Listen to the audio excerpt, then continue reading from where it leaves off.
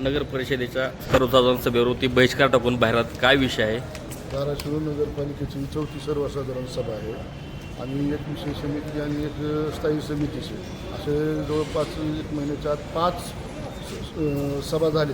पण एकाही सभेचं प्रोसिडिंग त्यांनी पूर्ण कंप्लीट केलेलं नाही किंवा ऑनलाईन पोर्टलवर 7 दिवसाच्या आत टाकणं बंधनकारक आहे. तरीसुद्धा यांना कुठलंही गांभीर्य नाही. त्यांनी एकही सभेचं प्रोसिडिंग फायनल केलं नाही. जी की प्रोसिडिंग नगराध्यक्षानं 7 दिवसाच्या पोर्टलवर शिवणी आणि नगराध्यक्ष टाकलं पाहिजे. ते पोर्टल जनतेला पाहण्यास, नागरिकांना पाहण्यास, सन्मान्य सदस्याला प्रोसिडिंगच्या कॉपी मिळाली पाहिजे. त्यांनी जेणेकरून 1 महिन्यात एकही कुठल्याही सभेची प्रोसिडिंग फायनल केली आणि 4थी सर्वसाधारण सभा होती. आम्ही काल कलेक्टर साहेबांना निवेदन दिलं की ह्या चुकीच्या पद्धतीनं ही सर्वसाधारण सभा घेतात, ही सभा तहकूब केली पाहिजे. म्हणून आताही आम्ही सभागृहाला विनंती केली की तुमची ही सभेची पद्धत चुकीची आहे, प्रोसिडिंग ऑनलाईन फायनल करा आणि परत तुम्ही सभा दुसरी घ्या.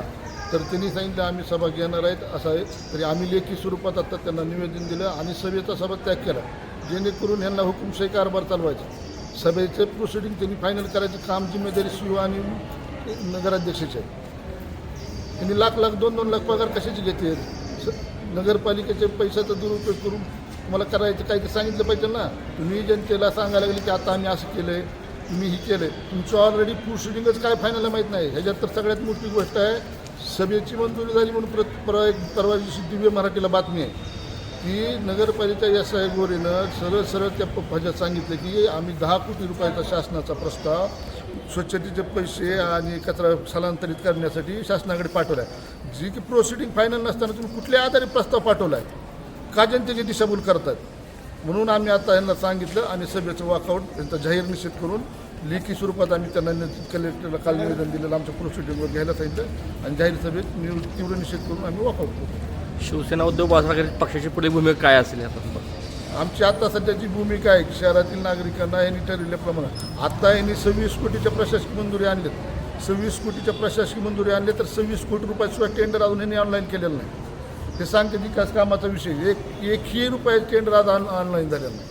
हातलादेवी पंप पाऊस 8 दिवस झालं बंद होता, 8 दिवस पाण्यासाठी. तुरटीचा विषय आज सभागृहात आणलाय त्यांनी. तर तुरटी नव्हती म्हणून नगरपालिका पाणी पुरवठा 2 दिवस बंद होता. हे काम करण्याची पद्धत त्यांची फार चुकीची आहे. सभेचं प्रोसिडिंग ज्याच्या वेळेस 8व्या दिवशी ऑनलाईन पडलंच पाहिजे.